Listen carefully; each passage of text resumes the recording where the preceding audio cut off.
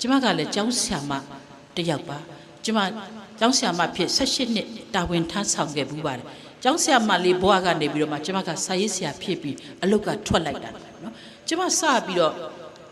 တာဝန်ထမ်းဆောင်ခဲ့တော့ကဒီလိုမြို့နီးရွာနီးမဟုတ်ဘူးရှင်ကျမထမ်းဆောင်တဲ့ခုနှစ်ကလေးကိုလည်းကျမကဘယ်တော့မှမမေ့ဘူးကျမကျောင်းဆရာမစဖြစ်တဲ့ခုနှစ်အဲ့ဒီခုနှစ်ကကျမတို့တိုင်းပြည်ကြီးမှာအရေးအခင်းလို့ခေါ်တဲ့1988အရေးတော်ပုံကာလကြီးကျမကိုကျောင်းဆရာမဖြစ်ခံထားလိုက်တယ်ဘယ်ကိုခံထားလိုက်တယ်လဲဆိုတော့မြို့ပြမဟုတ်ဘူးမန္တလေးကနေဟိုးမြောက်ဘက်ကိုထွက်တော့မတရားဆိုတဲ့မြို့ရှိတယ်သိပါတယ်ရှင်နော်ဒီပိဋကကြီးအဲ့ဒီမန္တလေးနဲ့မတရားကိုစုံညီဆန်ညီနဲ့ကူးနေတဲ့မိယထာမန္တလေးမတရားမိယထာဂေါက်တိုယထာရှိအဲ့ဒီယထာလမ်းဘေးကရွာလေးတရွာမှာကျမကဆင်းပြီးနောက်ထပ်2 နာရီလောက်ခြီချင်းရှောက်နော်လေကွင်းတွေကြားလမ်းမရှိဘူးလေခွက်တွေကြားကသူ့ပေါ်ခြင်းလို့ပေါ်နေတဲ့လမ်းကိုစမ်းပြီးတော့2 နာရီလောက်ရှောက်သွားမှအဲ့ဒီလေကွင်းတွေကြားတဲ့အင်ဂျီ90 80လောက်ရှိတယ်အင်မတန်မှဆင်းရဲတဲ့ရွာကလေးကိုကျမကကျောင်းဆရာမဖြစ်စပြီးတာဝန်ကျအဲ့ဒီအလောက်ခန်းစာလေးကိုကင်ပြီးကျမမရိယာပညာရေးမှုယုံကိုသွားတဲ့အခါမှာအဲ့ဒီခန်းစာထဲမှာဆရာမတွေခန့်လိုက်တာအယောက်450ဒါပေမဲ့အဲ့အယောက်450တဲ့10ယောက်လောက်ပဲရောက်လာခဲ့နော်ကျေးလက်တော်ရွာတွေမှာတာဝန်မထမ်းဆောင်နိုင်ကျမတို့ကတော့ဒါတွေမသိဘူးဒါတွေမသိခဲ့ဘူးနော်အိုးကိုတာဝန်ကျတဲ့နေရာကိုသွားမယ်ဆိုပြီးတော့ကျမသွားတော့ပညာရေးမှုကြီးကကျမကိုလမ်းညွှန်လိုက်ပါဆရာမဒီကနေမရိယာကနေသွားလို့ရှိရင်တော့ဆရာမဝေးတယ်နောက်တစ်နေ့ဆိုရင်မန္တလေးကနေဆရာမယထာကြီးနဲ့လိုက်ခဲ့မန္တလေးဘူတာကြီးကနေမနေ့9 နာရီထွက်တယ်ယထာကြီးနဲ့လိုက်လာပြီးလို့ရှိရင်အဲ့ဒီကပည့်ဆိုတဲ့ဘူတာကိုဆင်းရတဲ့ဆရာမမန္တလေးကနေပြီးတော့မြောက်ဘက်ကိုထွက်လိုက်တော့ကျမတို့တောင်ပြုံးမင်းကြီးနောင်စံမြန်းနဲ့တောင်ပြုံးနတ်နန်းတီရှိရတောင်ပြုံးရွာရှိပါအဲ့ဒီတောင်ပြုံးရွာမှာယထာကရက်နောက်တဘူတာကျတော့လွန်တောင်းဘူတာအဲ့ဒီလွန်တောင်းဘူတာတောင်ပြုံးမင်းကြီးနောင်ကိုဖမ်းတဲ့အခါမှာကျိုးနဲ့တုတ်ဖို့နော်လွန်ကျိုးတောင်းလို့လွန်ကျိုးထုတ်ပေးတဲ့ရွာကိုလွန်တောင်းရွာဝရင်တုတ်ထုတ်ပေးတဲ့ရွာကိုဝရင်တုတ်ရွာဆိုတာတကယ်လဲအဲ့ဒီရွာနာမည်တွေရှိတယ်ရှင့်အဲ့ဒီလွန်တောင်းနဲ့ဝရင်တုတ်ရွာ2ရွာကြားထဲမှာကပည့်ဆိုတဲ့ဘူတာလေးရှိဆရာမအဲ့ဒီကပည့်ဆိုတဲ့ဘူတာလေးကိုဆင်းပြီးရင်ဆရာမတာဝန်ကျတဲ့ရွာလေးကိုမေးမြန်းပြီးသွားပေါ်တဲ့ဘူတာရောက်ရင်ကျမနောက်တစ်နေ့ကျတော့မန္တလေးကနေလိုက်လာကပည့်ဘူတာလေးကိုကျမဆင်းတယ်ကျမတခါမှလည်းမရောက်ဘူးတဲ့နေနော်ကျမတခါမှလည်းမရောက်ဘူးတဲ့နေကျမကမေးပြီးမြန်းပြီးသွားတော့အိုးကျမရှောက်လိုက်ရတာ2 နာရီလောက်ရွာကလေးကိုရောက်သွားတော့စာတင်ကျောင်းလေးကိုမြင်လိုက်ရတော့ကျမတော်တော်စိတ်ဓာတ်ကျသွားဘာဖြစ်လို့လဲဘုန်းကြီးကျောင်းလေးထဲမှာနော်ဘုန်းကြီးကပေးတဲ့နေရာလေးမှာတွဲပြီးဖွင့်ထားတဲ့ဝကမိုးထရံကမြေဆိုင်ကျောင်းလေးဝကမိုးထရံကဆိုလို့ဝကကအမိုးလည်းမရှိတော့အောက်ကကာထားတဲ့ထရံကလည်းအောက်ခြေတွေကအကုန်ပြတ်တတ်ကြကျမတို့ရွာကျောင်းနော်ကျောင်းသားတွေလာလားမလာလားဗရင်းဘောက်ကနေကြည့်စရာမလိုဘူးငုံကြည့်လိုက်ရင်ခြေထောက်တွေလှမ်းစစ်လိုက်လို့ရတယ်ကျောင်းသားတွေရှိလားမရှိလားနော်ခြေထောက်ကိုစစ်ရတဲ့ကျောင်းအဲ့ဒီကျောင်းလေးမှာကျမတာဝန်ကြတော့မိုးရွာရင်နော်ထီလေးဆောင်းပြီးတင်ရတယ်နေပူရင်နေပူတဲ့နေရာကိုထီလေးကိုကွယ်ပြီးတော့အဲ့ဒီလိုတင်ခဲ့ရတဲ့ကျောင်းကလေးပေါ့နော်ရောက်သွားပြီးတော့ကျမဒီထက်စိတ်ဓာတ်ကျသွားတာဘာလဲဆိုတော့မူလာတန်းကျောင်းလို့တာပြောတာ4 တန်းကျောင်းသား1 ယောက်မှမရှိ3 တန်းကျောင်းသားက3 ယောက်ပဲရှိ2 တန်းက3 တန်းထက်များတယ်တန်းက2 တန်းထက်နည်းနည်းများတယ်အများဆုံးကတော့သူငယ်တန်းပဲနော်သူငယ်တန်းမှာတော့တရွာလုံးမှာရှိသမျှကလေးတွေကိုသူငယ်တန်းမှာလာပြီးထည့်ထားကြတယ်ဆရာမတွေကိုကလေးထိန်ခိုင်းတာပေါ့ရှင်နော်နှုတ်ဆုပ်ကလေးတွေရောနော်ရှိသမျှကလေးတွေကသူငယ်တန်းမှာပြဲဆိုကလေးတွေကငိုလိုက်ကလေးကြီးတွေကဒီကလေးတွေကိုပွေ့ပြီးတော့လဲတဲ့လိုက်ရတယ်မိဘတွေကကောက်ဆိုင်နေကြမအေးတွေရှိတဲ့နေရာကိုဒီကလေးတွေပွေ့ပြီးနှုတ်တိုက်လိုက်ပြီးနှုတ်တိုက်ပြီးတော့တချို့ပြန်မလာတော့ဒီလိုနဲ့ပြန်မလာနဲ့ညနေဆောင်တော့ကျမစာတင်ရတဲ့ကျောင်းလေးထဲမှာကျောင်းသားဥယျာဉ်20 တောင်မပြည့်တော့ဒါကတနေ့အမှုလည်းမဟုတ်ဒီတော့ကျမကလည်းအသက်20ကျော်နော်သက်20ကျော်အစိတ်တောင်မရှိသေးဘူးကျောင်းဆရာမလေးနော်မန်ကလေးကလည်းရှိတာပေါ့ငါဟဲ့ကျောင်းဆရာမဆိုတဲ့မန်လေးနဲ့ကျမကအမိတ်ထုတ်တယ်ရှင်ဒီကနေ့ကစပြီးရင်နော်မင်းတို့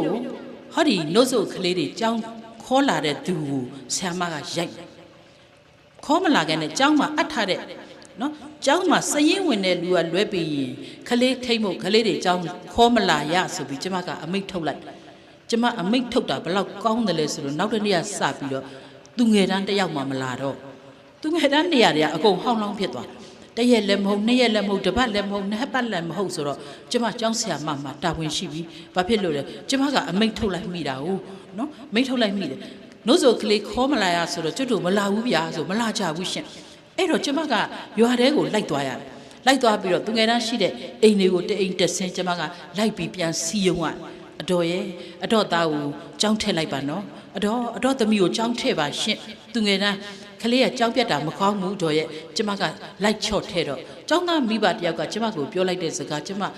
ဘယ်တော့မှမမေ့သူကဘယ်လိုပြောလိုက်လဲဆိုတော့ဆရာမဒီလိုဆိုလို့ရှိရင်ဆရာမဇိုးမျိုးခံနိုင်ပါမလားဟာကျမကျောင်းဆရာမလေးတောကျောင်းဆရာမလေးကျမကဒီကလေးတွေရဲ့ဇိုးမျိုးကိုကျမဘယ်လိုခံရမှာပါလဲဘယ်လိုဇိုးမျိုးပါလဲကျမကစဉ်းစားတယ်ကျမတိတ်ပြီးမစဉ်းစားလိုက်ရပါဘူးပေါ်လာတယ်အော်လက်ဆက်တတ်တော့ကျမတို့ကလေးတွေကိုဆရာမကူထိန်ရင်ကျောင်းသားတွေကျောင်းထက်ပဲကူမထိန်ရင်တော့ကျွတ်တို့ကပညာရေးအရေးမကြီးဘူးကောက်ဆိုင်မှထမင်းစားရတာ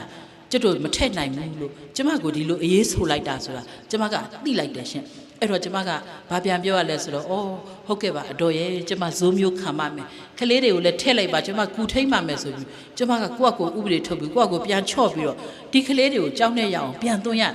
နော်တကယ်လေကလေးတွေကပြဲဆိုငိုပြီးဆိုရင်ဟဲ့ဘသူကလေးတို့ចောင်းသားကြီးတယောက်တော်လဲတဲ့တော့အမေကိုမက်ဆီကိုလိုက်ပြီးနှုတ်တိုက်ပြီးရင်ပြန်လာတော့မင်းကလေးကိုဆီယမနန်လာတိတ်တာဆီယမထိမ့်ပေးမယ်မင်းကစာရေးစာချက်ကျမကဟောဒီလက်တစ်ဖက်ကကလေးတွေကိုရက်ခတ်ပြီးဒီလက်တစ်ဖက်ကကျမမြေပြူကိုင်းပြီးသင်ခဲ့ရတဲ့ကလေးထိန်ခဲ့တဲ့ဆီယမနော်ရွာချောင်းလေးတွေမှာကျမတို့မှာရွေးချယ်စရာမရှိဘူးရှင်ចောင်းသားတွေလာဖို့ကျမတို့ကဒီလိုပဲစီယုံခဲ့ရထားတော့ကျမကဒီကလေးတွေကိုနော်ထိန်ရင်ပြူရင်းနဲ့သူကသူခိုးကြောင်ခိုးဝဲထိန်နေရတယ်ကျမအမိတ်ထုတ်ကောင်းလိုက်တာကိုကတော့ကူထိန်ရတဲ့ဘဝရောက်သွားတာပေါ့နော်ဒါဒီလိုနဲ့စခန်းသွားခဲ့ကြ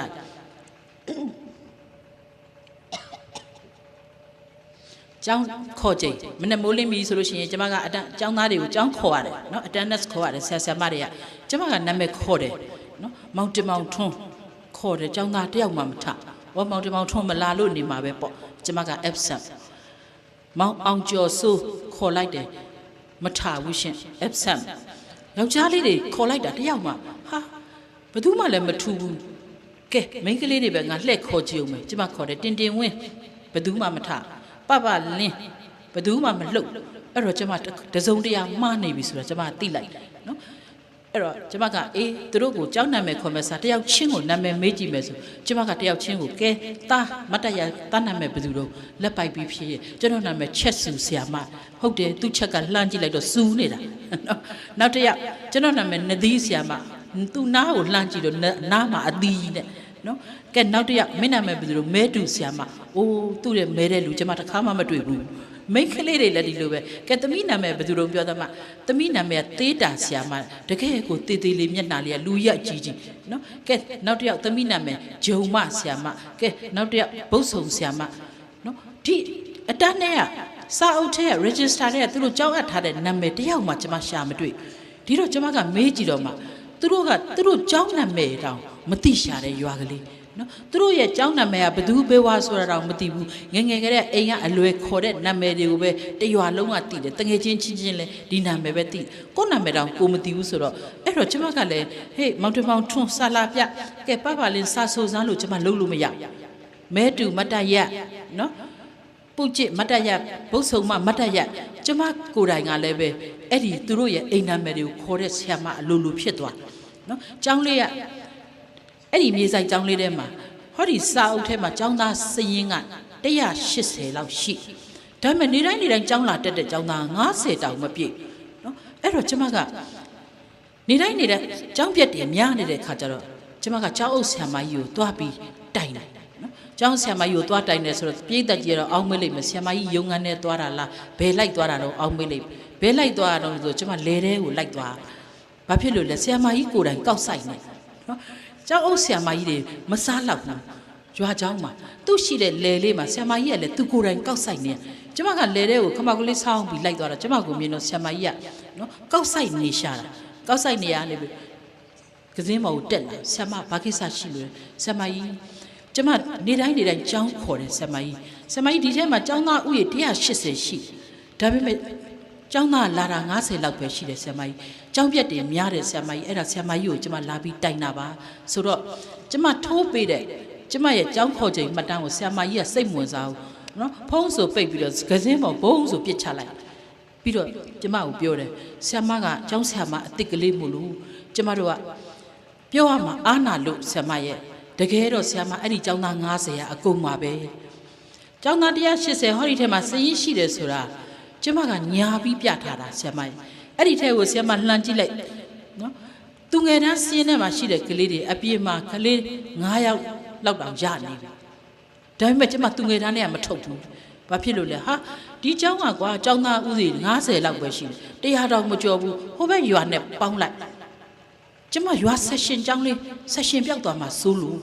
အဲ့တော့180ကျောင်းစအပ်ခရဲဟောဒီရွာတွေကလူတွေကိုကျမကမထုတ်ဘဲနဲ့ထားတာ180ပညာရေးမှုကြီးလာပြီဆိုရင်ကျမကကျောင်းသား180ဟောဒီမဲ့ကျောင်းလာပါတယ်ပြလိုက်ပညာရေးမှုကြီးကလက်ညှိုးလက်မှတ်ထိုးပြီးပြန်သွားလိုက်ဒီလိုနဲ့ကျမဒီကျောင်းလေးကိုမြဲအောင်ထိန်းခဲ့ရတာဆရာမရဲ့အဲ့တော့ကျမကလည်းဘာတတ်နိုင်မှာ register စာအုပ်ကလေးပိုက်ပြီးတော့ကျမလည်းလေထဲကနေကျောင်းပြန်လာခဲ့နော်အဲ့ဒီနေ့ကစပြီးပညာရေးဌာနကိုကျမလည်းလိန်ခဲ့ပါတယ်နော်ကျောင်းဆရာမဖြစ်ပြီး2ပတ်မြောက်နေ့ကစပြီးကျမလိန်ခဲ့တယ်ကျမလည်းကျောင်းသား180အားလုံးကို attendance ပြကျောင်းသားတွေလာပါတယ်ဘာဖြစ်လို့လဲဟုတ်တယ်လေသူတို့ရွာလေးမူလာတန်းကျောင်း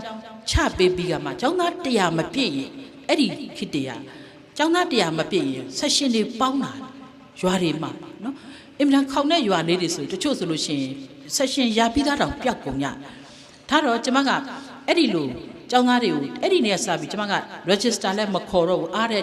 နေ့တွေမှာကျမပုံမှန်လေးတွေပြပြီးကျောင်းသားတွေနေတိုင်းအလာပေးရတာနော်ထားတော့ကျမဒီရွာကျောင်းလေးမှာလှုပ်ခဲ့တဲ့မြကလပ်ပတ်လုံးမှာကျမမေ့မရနိုင်တဲ့တပည့်လေးတွေအကြောင်းကိုကျမကပြောချင်တာဒီကနေ့အာစရိယပူဇော်ပွဲဆိုတော့ဆရာမများကိုကျမကဂုဏ်ပြုချင်တာပါနော်ကျမအဲ့ဒီဆရာမလှုပ်ခဲ့စဉ်ကာလအဲ့ဒီရွာလေးမှာလှုပ်ခဲ့တဲ့ကကျမချစ်လို့မရခဲ့တဲ့တပည့်လေးတယောက်ရှိခဲ့ဘူးလေဟာဒေါခင်ခင်တို့ရဲ့ဆရာမတို့မြည်ဒီမှာကို့အတန်းနဲ့ကလေးတွေကိုသားသမီးနဲ့မချာချစ်ရမယ်ဆိုတာဆရာမစိတ်ဓာတ်မရှိလိုက်တာလို့ကျမကိုအောင်းမေးပါလိမ့်ဒါပေမဲ့ချစ်မရတာပဲရှင်သူကချစ်စရာလည်းမကောင်းဘူးနော်သူ့ကိုလှမ်းကြည့်လိုက်ရင်အမြဲတမ်းနော်ညစ်ပေတူးစောကျမရွတ်ပြတဲ့မဲတူဆိုတဲ့ကလေးပေါ့အမြဲတမ်းသူကြည့်လိုက်ရင်နော်မဲတူနာဗဒါကြောင့်သူ့ကိုမဲတူခေါ်တာထင်ပါရဲ့သူ့လက်တစ်ဖက်ကအမြဲတမ်းခေါင်းထဲမှာဟောလို့စိုက်တာဘာဖြစ်လို့လဲခေါင်းထဲမှာအနာတွေကအများကြီးပဲအဲ့ဒီအနာတွေကသူ12ရာသီကုန်နေရနော်သူ့ခေါင်းပေါ်မှာအမြဲတမ်းရင်ခေါင်းတွေကဝဲနေမဲတူမလို့ကျမကိုစာလာပြပြီဆိုလို့ရှိရင်ရင်ခေါင်းတန်ကအရင်စကြကျမခေါင်းငုံပြီးစာစစ်နေရင်ခေါင်းတန်တဝူဝီကြရင်ဒါငါအနာမဲတူရောက်နေပြီကျမကတိလိုက်အဲ့ဒီရင်ခေါင်းတွေကသူ့ခေါင်းပေါ်အုံလိုက်ကျမကိုပေါ်လာအောင်လိုက်သူ့ခေါင်းပေါ်အောင်လိုက်ကျမနှစ်ဖူးပေါ်အောင်လိုက်ကျမကရင်တလောင်းလောင်းနဲ့စာသင်းလာခဲ့ဆရာမနော်ရင်ကဟောဒီလိုနေတာကျမတို့ဆရာတပည့်နားလိမ့်မယ်ထားတော့သူ့ရဲ့မျက်နှာစုပ်ချွန်းမျက်လုံးကမှေးပြီးတော့နော်မျက်လုံးကမှေးပြီးဆွေးနေမျက်လုံးကနှာခေါင်းကလည်းကာပါစာကြီးရဆိုတာပြဲနေရီလိုက်ရင်နရွက်တောင်တက်ချိန်မတက်နော်ပါစာပြဲကြီးနဲ့ရုပ်ဆိုးလို့လားဒီကလေးကကျမကမချစ်တာမဟုတ်ပါဘူးရှင်သူ့ရဲ့ဝတ်စားစီရင်မှုလည်းကြည့်ဦးဘယ်တော့မှအဖြူစိမ့်မှုအဖြူအစိမ့်ဆိုတာကျောင်းဝတ်စုံလို့ကျမတပည့်လေးတွေမသိရှာကြဘူးအဲ့ဒီရွာမှာလွန်ခဲ့တဲ့နှစ်ပေါင်း30ကျော်က1988ခုနှစ်ကဒီကလေးတွေကအဖြူနဲ့အစိမ့်ဆိုတာကျောင်းဝတ်စုံဆိုတာမသိတဲ့ကလေးတွေမဲတူကအမြဲတမ်းပဲအဲ့ရတဲ့ကနေလူလဲပြီးထလာဘယ်တော့မှအင်ကြီးလဲလာတယ်လို့မရှိဘူးနောက်ကအင်ကြီးရတွန့်လိမ့်နော်တွန့်လိမ့်လို့ပစိုးကြီးကလည်းသူ့အဖေပစိုးလားသူ့ဦးလေးပစိုးလားတော့မဟုတ်ဘူးသူပစိုးမဟုတ်တာတေးကြတယ်လူကြီးပစိုးကြီးနော်ဘလောက်တောင်ကမြင့်ထားလဲဆိုတော့ပစိုးကြီးကတထောင်လောက်ပြဲနေတာအဲ့ဒီအပြဲကြီးကိုထိတ်ကထုံပြီးကပုံစာကြီးလှုပ်ပြီးဝတ်ထားအင်ကြီးကလည်းဟာပြဲအင်ကြီးတစ်ထည်လုံးမှာကျဲသီးကတစ်လုံးမှရှိအဲ့ဒီကျဲသီးနဲ့တဲ့တဲ့ကျဲသီးပေါက်ဝင်းပေါက်ကြီးကျဲနေတော့ကျဲသီးကထိုးလို့မရဒါပေမဲ့အဲ့ဒီဝင်းပေါက်ရဲ့အောက်ကကျဲသီးခွင်းကြတော့အကောင်းပဂရိတိုင်းပဲဒါပေမဲ့အောက်ကကျဲသီးခွင်းနဲ့တဲ့မှာလည်းကျဲသီးကမရှိပြန်ဒီတော့မဲတူကညံကောင်းပါတယ်ဘယ်လိုထိုးထားလဲအပေါ်ကကျဲသီးနဲ့အောက်ကဝင်းပေါက်နဲ့လှမ်းထိုးထားနော်သူ့ကိုလှမ်းကြည့်လိုက်ကျမကိုတော့ကျမတောင်ခေါင်းဆောင်းညင်အမြဲတမ်းပဲသူကအမြဲတမ်းစောင်းဆွေနေတာသူ့ရဲ့အင်ကြီးကဒီတစ်ထည်တည်းရှိတာနော်ထားတော့ဒီလိုဆင်းရဲလို့ကျမကမချစ်တာလားမဟုတ်ဘူးဆင်းရဲလို့သာမချစ်ကြီးနော်အကြီးတန်လို့သာအယုတ်ဆိုးလို့သာမချစ်ကြီးဆိုရင်ကျမအဲ့ဒီအကြောင်းကခလေးတွေကိုကျမတရားဟိုမှာချစ်စရာအကြောင်းမရှိ အလုံးဆင်းရဲတယ်အလုံးညစ်ပတ်ပေတူးနေတာကျမသူ့ကိုမချစ်တာကကျမကိုမခန့်လေးစားလုပ်တယ်လို့ကျမကထင်လို့အဲ့ဒီတော့ကကျမအသက်20ကျော်စိတ်အဲ့ဒီခေတ်က3တန်း4တန်းဆိုတာရွာတွေမှာအပြိုပေါက်လူပြိုပေါက်တွေဖြစ်နေကျမတို့လှမ်းကြည့်လိုက်လို့ရှိရင်တို့အရက်မောင်ကြီးတွေနဲ့အသက်တာကွာခြင်းကွာမယ်အရက်မောင်ကြီးတွေကြည့်လိုက်လို့ရှိရင်ကျမတို့နဲ့ရွယ်တူလူနော်အဲ့တော့ तू ကျမကိုမလေးမစားလုပ်တယ်လို့ကျမကခံယူတယ်စားကြက်ခိုင်းတယ်ဘယ်တော့မှမကြက်ဘူးအရိုက်ခံတယ်တင်ချတွက်ခိုင်းတယ်ဘယ်တော့မှမပြနိုင်ဘူးကျမရိုက်တာကိုခံတယ်ရိုက်ချင်ရိုက်လေကျုပ်ကတော့မလုပ်ဘူးဗျာဆိုတဲ့ပုံနဲ့ကျမကလေဦးတွေရားလွန်းလို့နော် तू ကျမကိုတက်တက်ကန့်လန့်တိုက်နေတာလို့ကျမဒီလိုပဲခံယူအစိုးဆုံးကတော့ဗာလဲဆိုကျောင်းကိုမှန်မှန်မလာတာမနေ့9 နာရီထိုးရင်ကျမကတန်ချောင်းခောက်တယ်ခောက်ပြီဆိုလို့ရှိရင်ကျမတပည့်လေးတွေနဲ့ဟောဒီလိုကျောင်းရှိမှာနော်အဲ့ဒီကျောင်းရှိမှာအားလုံးကိုအတန်းလိုက်တန်းစီပြီးအလံတိုင်ကိုနော်အားလုံးတန်းစီဆမ်ဘလီစီပြီးလို့ရှိရင်ဒီကလေးတွေကအလံတော်ကိုအလေးပြုတယ်ကျမတို့နိုင်ငံတော်သချင်းကိုဆိုတယ်ပြီးရင်တန်းစီပြီးဝင်ပြီးကျမကကျောင်းလေးတဲ့ရောက်ပြီးဆိုလို့ရှိရင်သူတို့ကိုဖျားရှစ်ခိုးတွေတင်ပေးတယ်ကျမကတန်ဖိုးတွေဂါထာလေးတွေနော်ဒီမင်္ဂလာတုတ်နဲ့မေတ္တာတုတ်ကျမတင်ပေးဖြစ်တယ်ပေါ့နော်ကလေးတွေကိုအဲ့ဒီလိုတင်ပေးပြီးကျမကစာတင်ပြီးကျမစာတင်လို့တဝက်ကျိုးမှာမဲတူကကျောင်းပေါက်ကိုရောက်လာတယ်နာယီကိုကြည့်လိုက်အမြဲတမ်း10နာရီဝန်းကျင်မဲတူကရောက်လာပြီးကျမကိုလက်ထောင်နေရှင့်နော်လက်ထောင်ရင်ကျမကလည်းခေါင်းငိမ့်ပြလိုက်မဲတူကဝင်းလာပြီးကျမရှင့်မှာလက်ဝါးဖြန့်တယ်သူလက်ဝါးဖြန့်တော့ကျမကပေတာနဲ့ဗျမ်းဆိုတစ်ချက်ရိုက်လိုက်တယ်မဲတူကသူ့တာဝန်ကျေသွားပြီးကြောင်းနောက်ကြတဲ့အတွက်ဆရာမကငါ့ကိုတစ်ချက်ရိုက်ပြီးရင်ငါတာဝန်ကျေပြီးဆိုတဲ့ပုံနဲ့သူကအတန်းထဲမှာသွားထိုင်ကျမကလည်းဘာဖြစ်လို့မှမသိရောင်းပြီးတော့မဲတူ10နာရီလာလို့လက်ဝါးဖြန့်ရင်ကျမရိုက်လိုက်တယ်သူကသူ့တန်းကိုသွားထိုင်တခါတလေကျမစာပြနေရင်မျောတောင်ပြီးသေး10နာရီတောင်ထိုးတော့မယ်မလာသေးပါလားပေါ့နော်တနေ့အမှုမဟုတ်တော့ကျမကလည်းမခံခြင်းဖြစ်လာနော်မခံခြင်းဖြစ်လာတယ်ဘာဖြစ်လို့များငါဒီကလေး10နာရီထိုးမှလာတာကိုတစ်ချက်ရိုက်ပြီးလက်ခံနေရကဲသူ့အိမ်ကိုလိုက်ပြီးငါစုံစမ်းမယ်ဆိုပြီးကျမ10မိနစ်တော့နော်သွားပြီးစုံစမ်းတယ်သူ့အမေနဲ့ကျမပတ်ပင်းတွေ့သူ့အမေနဲ့တွေ့တော့ကျမကတိုင်နာပေါ့ရှင်အတော်ရဲ့ခလေးကိုကြောင်းစောစောလွတ်လိုက်ပါဘယ်တော့ဆိုကြောင်းလောက်ကြတာ၄တန်းအတော်ရဲ့ကျောင်းကစာတိတ်အရေးကြီးပါတယ်ဒီနှစ်ကနော်ထဲ့ပါအတော်ရဲ့သူ့အမေကကျမကိုဘာမှပြန်မပြောဘဲနဲ့မျက်နှာထိမျက်နှာထားနဲ့ခါကြီးထောက်ပြီးရမ်းထောက်တာဘလို့ရမ်းထောက်လဲအလိုတော်ဆီယာမကမြပြောင်းမြန်ကျုပ်သားလေးကိုလာတိုက်ရတဲ့ရှိသေးကျုပ်ကဆီယာမရှိလိုက်လာမလို့မအားသေးလို့တော့တရက်တော့လိုက်လာခဲ့အောင်မလို့ကျုပ်ကကျင်းထားတာရဲ့ကျမကဘာဖြစ်လို့လဲတော့အိုးရက်ဆက်တော့ဆီယာမမလို့ကျုပ်သားလေးကိုမနဲ့မိုးမနေသေးဘူးမဲတူထမင်းချမ်းတောင်မစားနိုင်ဘူးမျက်နှာတောင်မသိနိုင်ဘူးဆီယာမကကျုပ်ကိုတန်ရှင်းရဲ့လုတ်ခိုင်းထားလို့ဆီယာမကတစ်ပင်ခြိုင်ခိုင်းထားလို့ဆီယာမကစီးကာခိုင်းထားလို့ဆီယာမကမြောင်းဖော်ခိုင်းထားလို့ ਨੇ ကျုပ်သားလေးမနဲ့မလင်းသေးဘူးထထသွားတာတော်တော်ရက်ဆက်တဲ့ဆီယာမပဲကျုပ်ကလက်ရန်ထောင်မလို့ကျုပ်သားလေးကဆင်းရဲလို့လားဆီယာမကျုပ်သားလေးကိုဖိခိုင်းနေတာအိုးအတော်ကျမဘာတစ်ခုမှမခိုင်းရပါဘူးတော်ရဲ့အခုလာတာလဲအတော်သားကဘယ်တော့မှကျောင်းကို6နာရီမပြောနဲ့10နာရီထိုးမှလာတယ်အမြဲတမ်းကျောင်းနောက်ကြတယ်ဒါကြောင့်မလို့ကျမကလိုက်လာတာအတော်ကျောင်းမှလွတ်ဖို့ကျမကလာပြောတာပါဆိုတော့အဲ့ဒီကျမသူ့မေကသဘောပေါက်သွားအိုးဟုတ်လားကျုပ်ကဆရာမထင်လွဲနေတာသူမနဲ့ကိုအစောကြီးထသွားတာထမင်းတောင်မစားဘူးဆရာမကခိုင်းထားလို့နဲ့သွားတာဆရာမ6နာရီလောက်ခရဲကျမကျောင်းကိုတော့10နာရီလောက်မှရောက်လာတဲ့အတော်အော်ဒါဆိုလို့ရှိရင်ကျုပ်သိပြီဆရာမဒီကောင်ကျောင်းလစ်ပြီသူ့အမေကတော့ကျမလုံးမဟုတ်ဘူးကျင်းဆဲပြီးကြံရစ်ခဲ့နော်မသားလေးလာစမ်းကျောင်းသိမယ်ပါညာနဲ့ကျမကသူ့အိမ်ကနေပြီးကျောင်းကိုပြန်လာတယ်လမ်းတစ်လျှောက်လုံးမှာကျမကစဉ်းစားရပါပြီကျောင်းသားလေးတစ်ယောက်နော်သူ့အိမ်ကမနေ့6နာရီထသွားပြီးတော့10နာရီမှကျောင်းကိုရောက်လာတဲ့ဒီကလေးဘယ်ပြောက်နေသလဲဆိုတာကျမကျောင်းဆရာမပြီးရင်ထဲကိုရောက်လာခဲ့အဲ့ဒီနေ့ခါတိုင်းလိုပါမယ်မဲတူကကျမကိုလက်ညှိုးလာထောင်နေကျမကခေါင်းငိမ့်ပြလိုက်တယ်သူကကျမရှေ့မှာလက်ဝါးလာဖြတ်တယ်အဲ့ဒီနေ့ကျမမဲတူကိုမရိုက်ဘူးရှင်မရိုက်ဖက်နဲ့အကြာကြီးကျမသူ့ကိုပြစ်ထားသူကလည်းကြောင်းနေတာပေါ့ကျမကခါတိုင်းဆိုဆရာမငါ့ကိုပေတာနဲ့တစ်ချက်ရိုက်လိုက်ပါတယ်ဘယ်နဲ့ကြောင့်ဒီကနေ့မရိုက်တာပါလဲကျမကလည်းအဲ့ဒီလိုမှသိအောင်လို့ကိုမရိုက်ဖက်နဲ့တခြားစာတွေကိုပဲသင်နေပြီးသူ့ကိုလှည့်မကြည့်နော်ကျမကခလေးနဲ့ပြိုင်ပြီးစိတ်ကောက်နေတာပေါ့ခဏတော်တော်ကြီးကြာတော့မှမေးတယ်မဲတူမင်းအိမ်ကိုမနေ့ကဆရာမရောက်ခဲ့တယ်မင်းအမေကပြောတယ်မင်းမနေ့မလင်းသေးဘူးထမင်းညတော့မစားဘူးမျက်နှာတောင်မသိဘူးကြောင်းကိုထသွားတယ်ပြောတယ်ပြီးတော့မင်းကိုငါကတစ်ပင်ခြိုင်ခိုင်းလို့ဆိုငါကမင်းကိုစီးကာခိုင်းလို့ဆိုမင်းကိုမြောင်းတူးခိုင်းလို့အစောကြီးသွားတာလို့မင်းအမေကိုပြောတယ်ဆိုမင်းရောက်လာတော့ ကျောင်းကို10 နာရီထိုးမှရောက်လာမင်းမှန်ပြောစမ်းကျောင်းကိုကျောင်းတက်တဲ့အချိန်မရောက်ဖဲနဲ့ဂျားကာလာတွေမှာမင်းဘဲကိုသွားနေတယ်လေပြောမဲတူကအံ့ဩသွားတယ်ကျမသူ့အိမ်ကိုလိုက်လာလိုက်မယ် तू မထင်ဘူးကျမဒါတွေကိုစုံစမ်းသိရှိသွားတော့ဒီကလေးကအံ့ဩသွားမဖြေဘူးရှင်ခါတိုင်းလိုပါပဲကျမကိုမခံလေးစားလုပ်ဘူးနော်ပေကက်ကရိုက်ချင်ရိုက်လေဆိုတော့ပုံနဲ့ရှင် तू ကလုတ်ပြန်ဒီတော့ကျမကစိတ်တွေတူသွားပြီးခါတိုင်းကျမကပေနာနဲ့ရိုက်နေတဲ့ဆရာမကဒီခါတော့စာချတဲ့ကြိမ်လုံးကြီးကိုကောက်ကင်လိုက်နော်ကောက်ကင်နေပြီကဲလက်ဝါးဖြန့်စမ်းမင်းဖြတ်နေမဲတူပါလေနော်ဖြတ်တော့ကျမကအဲ့ဒီစာချတဲ့ကြိမ်လုံးကြီးနဲ့သူ့ကိုနာစေတော့ဆိုတဲ့စိတ်နဲ့ကိုကျမကချလိုက်တာလေဗျာငယ်နဲ့ချလိုက်တော့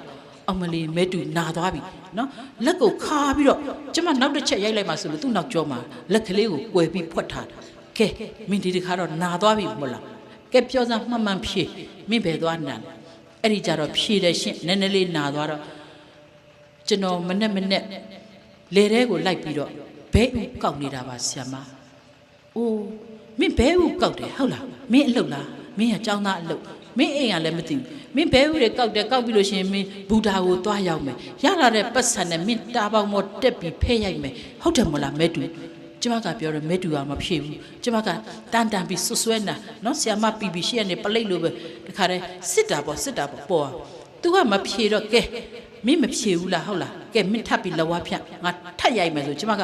ကြိမ်လုံးကြီးနဲ့တအားလွှဲတဲ့ပြီးရိုက်မယ်လို့အဲ့ဒီကြမှာမဲတူကမျက်ရည်တွေဝဲလာ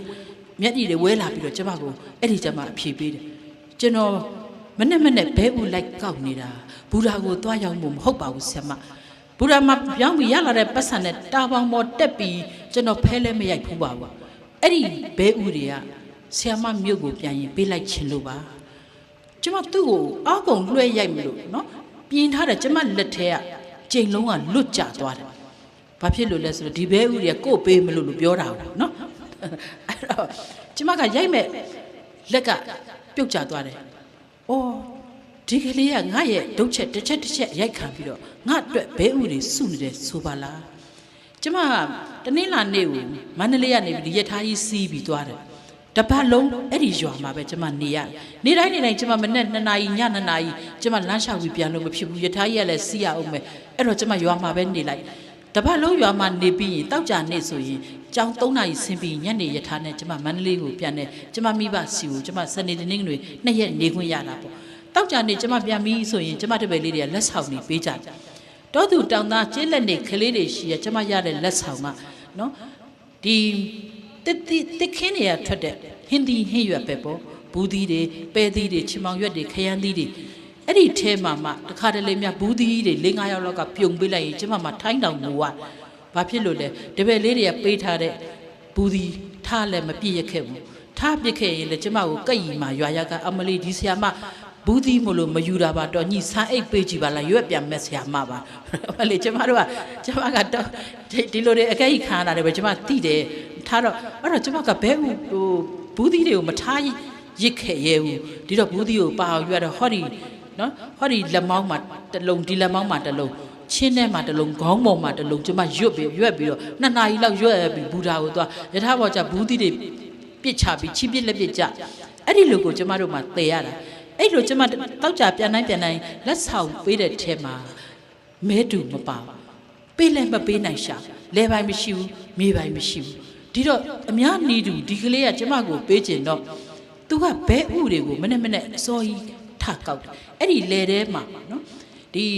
စဘာကင်းနေတဲ့ထဲမှာလေကြားချောင်းလေးတွေရှိအဲ့ဒီချောင်းလေးတွေထဲမှာဘဲမွေးတဲ့လူတွေအများကြီးပဲဘဲအငှားကြောက်တဲ့လူတွေရှိအဲ့ဒီဘဲအငှားကြောက်တဲ့ဘဲကြောင်းသားမမြင်မဲနဲ့ကြံသွားတဲ့ဘဲဥတွေကိုအဲ့ဒီလေထဲတွေကိုလိုက်ကောက်ရင်တစ်နေ့ကိုအလုံးအစိတ်30အသာလေးတွေရဘဲတွေကအများကြီးပဲမွေးကြတာလေထဲမှာ